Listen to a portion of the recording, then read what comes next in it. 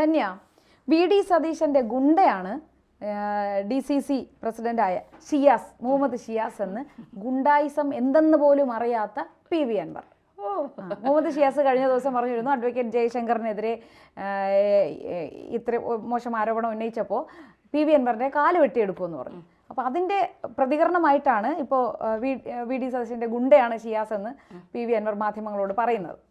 അൻവറിന് ആരെ എന്തും പറയാം, അൻവർക്കയ്ക്ക് ആരെ വേണം. ഇപ്പം അഡ്വക്കേറ്റ് ജയശങ്കറിന്റെ തലയിൽ കക്കൂസ് മാലിന്യം ഒഴിക്കും, അത് മാത്രമല്ല ഉടുമുണ്ടിൻ്റെ അടിയിൽ കിടക്കുന്ന കളസം ഊരിയെടുക്കും എന്ന് പറഞ്ഞ അൻവറിന് മുഹമ്മദ് ഷിയാസ് കാല് വെട്ടുമെന്ന് പറഞ്ഞപ്പോൾ അങ്ങ് തരിച്ചു കയറിപ്പോയി എന്നുള്ളതാണ്. അതായത് നില വിട്ടുപോയി എന്നുള്ളതാണ്. അൻവർ ഇങ്ങനത്തെ ഒരു പരാമർശം ഒരിക്കലും അൻവർ മുഹമ്മദ് ഷിയാസ് ഗുണ്ടയാണ്, പക്ഷെ അൻവർ ഗുണ്ടയല്ല.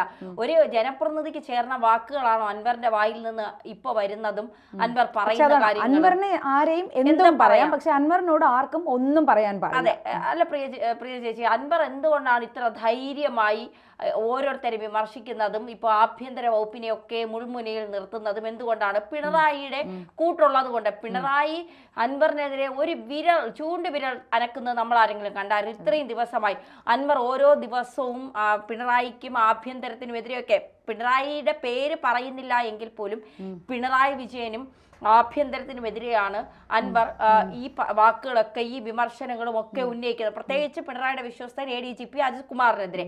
എന്നിട്ട് പോലും മുഖ്യമന്ത്രി പിണറായി വിജയൻ ഒരു വാക്ക് പോലും മിണ്ടുന്നില്ല എങ്കിൽ ഈ അൻവറിനെ ഭയപ്പെടുന്നത് ആരാണ്? മുഹമ്മദ് ഷിയാസിനെതിരെ എന്തോ സ്ത്രീ പീഡന കേസൊക്കെ പറയുന്നുണ്ട്. ഒരു പീഡന കേസിൽ പരാതിക്കാരിയെ വനിതയെ ഭീഷണിപ്പെടുത്തി എന്നാണ് ഒരു കാര്യം ഇത് കേട്ടപ്പോൾ തോന്നുന്നതാണ്. ഇപ്പോ അൻവറിനെതിരെ ഷിയാസ് വാ തുറന്നപ്പോൾ അൻവർ ഷിയാസിനെ ഒടിച്ച് മടക്കി കെട്ടുന്ന രീതിയിൽ മറ ആരോപണം ഉന്നയിച്ചു. അപ്പൊ ഇതിന് പുറകെ പല കോൺഗ്രസ്സുകാർ ഉൾപ്പെടെ ഈ നമ്മളിപ്പോ ഇവരുടെ അഭിപ്രായമൊക്കെ അറിയുന്നത് കമന്റുകൾ നോക്കുമ്പോഴാണ് പറയുന്നത് ഷിയാസിനെതിരെ എല്ലാവർക്കും പരാതിയുണ്ട് എന്നാണ് പറയുന്നത്. കാരണം നമ്മുടെ PT തോമസിന്റെ സതീശൻ അൻവറിനോട് പറഞ്ഞു പറയിപ്പിച്ചതാണോ? അങ്ങനെയല്ല, അതല്ല ഞാൻ പറഞ്ഞു വന്നത്. സംശയിക്കേണ്ടിയിരിക്കുന്ന കാരണം നാളെ ഇനി അൻവർ അങ്ങനെയും പറയാം. അതല്ല, അൻവറിനെതിരെ എന്തെങ്കിലും പറയുമ്പോ ഇപ്പൊ ഞാനിപ്പോ അൻവറിനെതിരെ എന്തെങ്കിലും പറഞ്ഞാൽ എനിക്കെതിരെ അൻവർ വൻ ആരോപണമായി വരും എന്നൊരു ഭയം എനിക്കുണ്ട് എങ്കിൽ ഞാൻ അൻവറിനെതിരെ പറയോ? ഇല്ല. അപ്പൊ ഈ ഒരു ഭയം പലരെയും ഈ നമ്മുടെ സംസ്ഥാന രാഷ്ട്രീയത്തിലെ പലരെയും ബാധിച്ചിട്ടുണ്ട് എന്നാണ് എനിക്ക് തോന്നുന്നത്. കാരണം അൻവറിനെ മുൻപിൻ നോക്കാനില്ല, മുകളിൽ ആകാശം താഴെ ഭൂമി. അപ്പൊ അതുകൊണ്ട് അൻവറിന് എന്തും പറയാം, ആരെക്കുറിച്ചും എന്തും അൻവർ പറഞ്ഞിരിക്കും. അത് തന്നെയാണ് ഈ അടുത്ത ദിവസങ്ങളിൽ അൻവറിന്റെ ഓരോ വാക്കുകളിൽ നിന്ന് നമുക്ക് വ്യക്തമാകുന്നത്.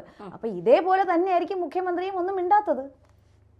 ഒരു സഖാവ് എത്രത്തോളം തരം താഴാൻ പറ്റുമോ അത്രത്തോളം തരം താഴ്ന്നു എന്ന് നമ്മൾ പറയുമ്പോഴും അൻവർ ഒരു സഖാവല്ല. അതല്ല, അൻവർ ഒരു പെയ്ഡ് സീറ്റ് പണം കൊടുത്ത്, പണത്തിന്റെ കുന്തളിപ്പ് കൊണ്ട് ഒരു നിലമ്പൂരിൽ പണം കൊടുത്ത് ഒരു സീറ്റ് വാങ്ങി അവിടെ MLA ആയ ഒരാളാണ് അൻവർ. അൻവർ ഭരണപക്ഷത്തിരിക്കുന്ന ഒരു സഖാവായിരുന്നു എങ്കിൽ ഒരിക്കലും അൻവർ ഇത്തരത്തിൽ അൻവറിനൊരു പരാതി ഉണ്ടെങ്കിൽ അത് മാന്യമായി ആഭ്യന്തര വകുപ്പിന് കൈമാറും. പ്രത്യേകിച്ച് മുഖ്യമന്ത്രിയെയും ആഭ്യന്തരത്തിനെയും ഒക്കെ ചൂണ്ടുവിരലിൽ നിർത്തുന്ന അല്ലെങ്കിൽ അവരെ പരിഹാസ്യമാക്കുന്ന രീതിയിലുള്ള ആരോപണങ്ങളാണ് ഉന്നയിച്ചിരിക്കുന്നത്. അതുകൊണ്ട് തന്നെ അൻവറിനൊരു പരാതി ഉണ്ട് എങ്കിൽ തീർച്ചയായിട്ടും ആ പരാതിയായി നിയമപരമായി അതിനെ നേരിടും. അല്ലാതെ മാധ്യമങ്ങളെ വിളിച്ചുകൂട്ടി ഇത്തരത്തിൽ അൻവർ ആരോപണങ്ങൾ ഉന്നയിക്കില്ല. അൻവർ ആരോപണം ഉന്നയിച്ചത് മുഴുവൻ മുഖ്യമന്ത്രി പിണറായി വിജയന് നേരെയാണ്. ഇത്രയും തെളിവുകൾ അൻവറിന്റെ മുന്നിലുള്ളപ്പോൾ സ്വർണ്ണക്കടത്തുമായി ബന്ധപ്പെട്ട തെളിവുകൾ അൻവറിൽ കാണില്ലേ? സ്വപ്ന സുരേഷും പിണറായി വിജയനുമായുള്ള ബന്ധത്തെക്കുറിച്ചുള്ള തെളിവുകൾ അൻവറിന്റെ കാണില്ലേ? പിണറായി വിജയൻ കൂടെ വിദേശയാത്ര നടത്തുന്നത് എന്തിനാണെന്നുള്ളതിന്റെ തെളിവ് അൻവറിൽ കാണില്ലേ? ഇല്ല, ട്രീറ്റ്മെന്റിനാണെന്നാണ് പറഞ്ഞു വെക്കുന്നത്. പക്ഷെ മറ്റു പല ബിസിനസ് കാര്യങ്ങൾക്കുമാണെന്ന് പിണറായിയോട് വിരോധമുള്ളവർ പറയുന്നു. അത് വിരോധമുള്ളവരായതുകൊണ്ട് അത് സത്യാവസ്ഥ. മറ്റൊരു വാക്കുണ്ടായിരുന്നു മുഖ്യമന്ത്രി പിണറായി വിജയന്റെ അപ്രമാദിത്വം.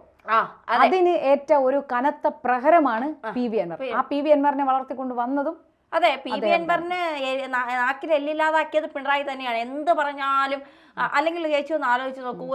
ഇപ്പൊ ജയശങ്കർ എന്ന് പറയുന്നത് കേരളത്തിലെ ഒരു രാഷ്ട്രീയ നിരീക്ഷകൻ, മികച്ച രാഷ്ട്രീയ നിരീക്ഷകനാണ്. അദ്ദേഹം എല്ലാ തലത്തിലുള്ളവരെയും വിമർശിക്കും.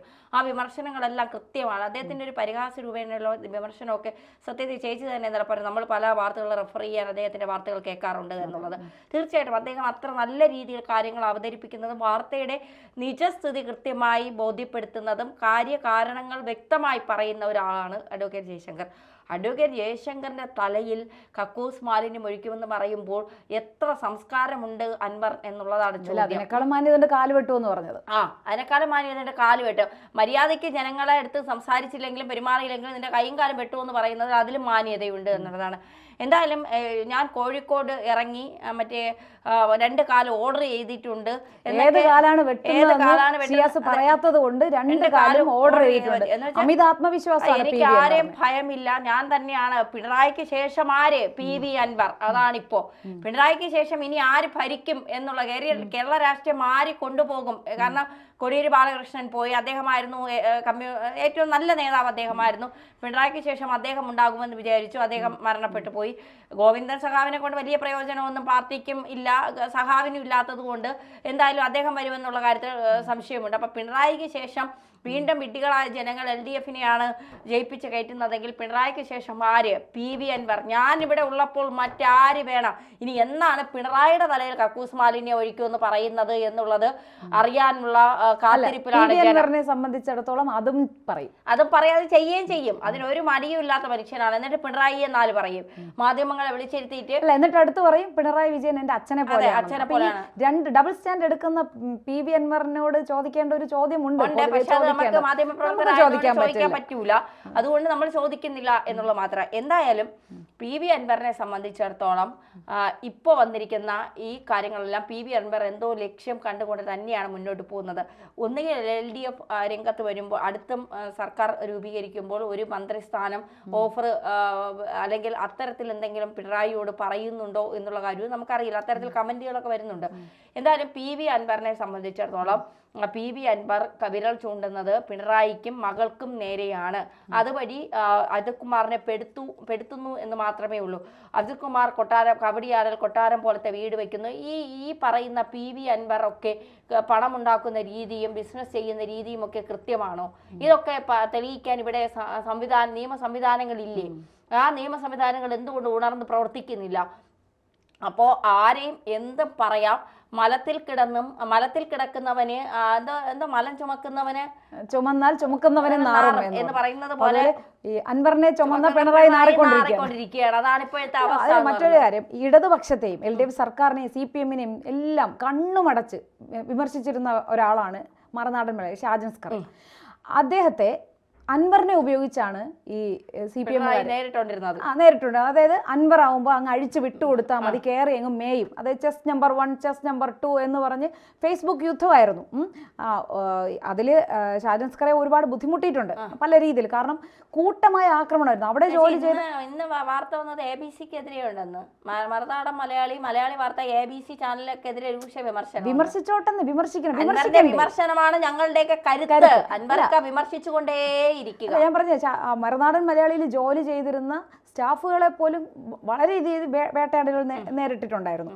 അപ്പം അതിൽ അദ്ദേഹത്തിന് ആ സമയത്ത് കുറച്ച് ബുദ്ധിമുട്ടുകൾ ഉണ്ടായെങ്കിലും അദ്ദേഹം അതെല്ലാം നിയമപരമായി തന്നെ അതിനെല്ലാം നേരിട്ട് അതിജീവിച്ചു വന്നു. അപ്പോൾ ഈ PV അൻവറിന് ഒരു സ്വന്തമായിട്ടൊരിതുണ്ടായി. മുഖ്യമന്ത്രി അഴിച്ചുവിട്ടതാണല്ലോ ആക്രമിക്കാൻ വേണ്ടിയിട്ട്. അപ്പോൾ PV അൻവറിന് അതൊരു കളിക്കളമായിരുന്നു. കളിച്ച് കയറി വന്ന് തിരിച്ച് പിണറായിക്കെതിരെ തന്നെ അടുത്ത കളി അങ്ങ് തുടങ്ങി. ഇത് പിണറായിക്കെതിരെയാണെന്നുള്ള തുടക്കത്തിലെ മാധ്യമങ്ങളുടെ മുന്നിൽ വന്ന് തെളിവുകൾ സഹിതം. പക്ഷേ എൻ്റെ അച്ഛനാണ് പിണറായി. എൻ്റെ അച്ഛനാണ് പിണറായി. പക്ഷേ അച്ഛനെതിരെ ഞാൻ താങ്ങും ഇടയ്ക്കിടയ്ക്ക്.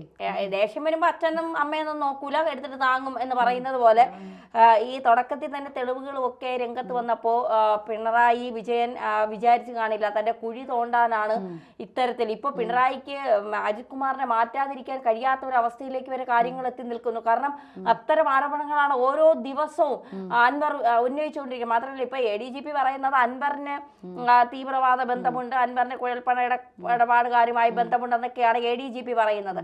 അതിന്റെ സത്യാവസ്ഥ ഇനി അന്വേഷിച്ച് പുറത്തു വരേണ്ടതുണ്ട്. എന്തായാലും ഈ ഒരു വിഷയങ്ങളുമായൊക്കെ ബന്ധപ്പെട്ട് ഇപ്പോ മുഹമ്മദ് ഷിയാസ് കോൺഗ്രസിന്റെ വെട്ടുകത്തി, VD സതീശന്റെ ഗുണ്ട, ഇങ്ങനെയൊക്കെയാണ് ആരോപിക്കുന്നത്. ഷിയാസ് കഴിഞ്ഞ ദിവസം ഈ VD സതീശനെതിരെ വിചാരിക്കേണ്ട എറണാകുളത്തേക്ക് വരൂ എന്നൊക്കെ. ഉമ്മയും പാപ്പയും കോൺഗ്രസ്സുകാരായിരുന്നുകൊണ്ട് ആ തഴമ്പൊന്നും അൻവറിന്റെ മൂട്ടിൽ കാണില്ല എന്നാണ് ഷിയാസ് പറഞ്ഞത്. അപ്പോ ഈ ഷിയാസ് കോൺഗ്രസിന്റെ വെട്ടുകത്തിയോ VD സതീശന്റെ ഗുണ്ടയോ ആണെങ്കിൽ ഈ PV അൻവർ ആര്? ആര് എന്ന് ചോദിക്കുന്നതിനും കൃത്യമായ ഉത്തരമില്ല. PV അൻവറിന്റെ ലക്ഷ്യങ്ങളൊക്കെ PV അൻവറിന് പിണറായിയോട് സ്നേഹമുണ്ടെന്നൊന്നും ഞാൻ വിശ്വസിക്കുന്നില്ല. പിണറായിയോട് അച്ഛനെ പോലെ ഒരു സ്നേഹമുണ്ടെങ്കിൽ സ്വന്തം അച്ഛനിട്ട് ഇത്ര താങ്ങുമെന്ന് എനിക്ക് തോന്നുന്നില്ല. കാരണം ഓരോ ദിവസവുമാണ് തെളിവുകളുമായി രംഗത്തെത്തുന്നത്. അതുകൊണ്ട് PV അൻവറിന് ആ രീതിയിലുള്ള ഒരു അടുപ്പവും ഒക്കെ ഉണ്ടെന്ന് എനിക്ക് തോന്നുന്നു. എന്തായാലും കാല് വെട്ടാനും കക്കൂസ് മാലിന്യം വീത്താനും ഇറങ്ങി തിരിച്ചവര് എത്രയും പെട്ടെന്ന് അതൊക്കെ ഒന്ന് ചെയ്ത് തന്നാൽ നമുക്കത് വാർത്തയാക്കാം. കാരണം ഇവരെയൊക്കെ നിയമ നടപടി, ഇപ്പൊ കക്കൂസ് മാലിന്യം വീറ്റാൻ നോക്കിക്കൊണ്ടിരിക്കൂലല്ലോ, അപ്പൊ തന്നെ പൊക്കാൻ ആള് വരും. കാല് വെട്ടിയാലും നോക്കിക്കൊണ്ടിരിക്കും. അപ്പൊ രണ്ട് സൈഡിലുള്ളവർ ഇങ്ങനെ എപ്പ ഇത് തീർത്ത് കഴിയുമോ എന്നിട്ട് വേണം നമുക്ക് അടുത്ത വാർത്തകളിലേക്ക് കടക്കാനായിട്ട്.